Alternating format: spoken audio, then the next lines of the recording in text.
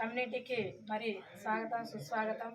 ఇక్కడ ఉన్న స్టేజ్ పై ఉన్న పెద్దలందరికీ మరి మా యొక్క పాదాభివందనాలు. ఇక్కడ జయహింద్ గౌడ్ గారి ఆధ్వర్యంలో జరుగుతున్న ఈ కార్యక్రమానికి మరి ప్రతి ఒక్కరూ పాల్గొన్నందుకు మరి చాలా సంతోషంగా ఉంది. మన సమాజంలో తెలంగాణ రాష్ట్ర వ్యాప్తంగా కానీ చూస్తుంటే మరి ఇంతవరకు కూడా రాజ్యం అంతా రెడ్లదే దొరలదే పరిపాలిస్తున్నారు తప్ప మన బహుజనులకు మాత్రము ఎలాంటి ఒక ఉద్యోగాలలో చూసినా కానీ మరి రాజ పరిపాలనలో చూసినా కానీ ప్రాణ రక్షణలో చూసినా కానీ పసిబిడ్డల బాధలకు కాపాడుకోవాల్సిన బాధ్యతల్లో చూసినా కూడా ఏ కోణంలో చూసుకున్నా కానీ మనమే నష్టపోతున్నాము. ఎందు గురించి అంటే రాజ్యము మన వశం కానందువలన ఇదంతా నష్టం జరుగుతుందని స్వచ్ఛంగా చెప్పుకోవచ్చు.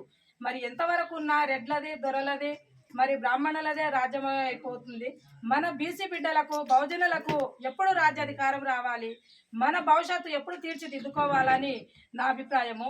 ఇప్పటి నుంచైనా మన బహుజన బిడ్డలందరూ మన బీసీ బిడ్డలందరూ చైతన్యంగా ఉండి మనం ఓటు మనం వేసుకున్నట్టుగా అయితే మన రాజ్యాధికారం అవుతుంది. ఇంకొకటి 100కు 100 కాదు కదా 1000% చూసినా కానీ రాజ్యాధికారంలో ఎవరుంటే వాళ్ళ భార్య బిడ్డలు వాళ్ళ ఇంట్లో ఆడబిడ్డలు మాత్రమే ప్రాణ రక్షణతో ఉంటున్నారు.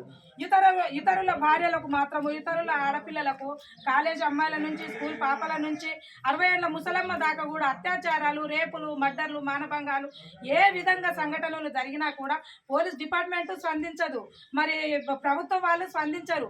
ఎవరు చూసినా కానీ అన్యాయమే జరుగుతుంది. ఎక్కడ చూసినా మన ఆడపడుచులకు అన్యాయమే జరుగుతుంది.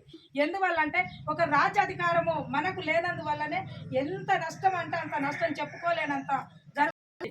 ఇప్పటికైనా మన బీసీ బిడ్డలందరూ చైతన్యం అయ్యి కళ్ళు విప్పుకొని మనకు ఉండాలంటే మన బిడ్డల జీవితాలు బాగుండాలంటే మనము కూడా బతుకులు మారాలంటే మన వెనుకబడ్డ జాతులన్నీ మన వెనుకబడ్డ వర్గాలన్నీ మన బహుజనుల బిడ్డలందరూ క్షేమంగా ఉండాలంటే సురక్షితంగా ఉండాలంటే రాజ్యాధికారమే మనకు లక్ష్యంగా భావించి మనం ముందుకు రావాలని నా ఆశయం.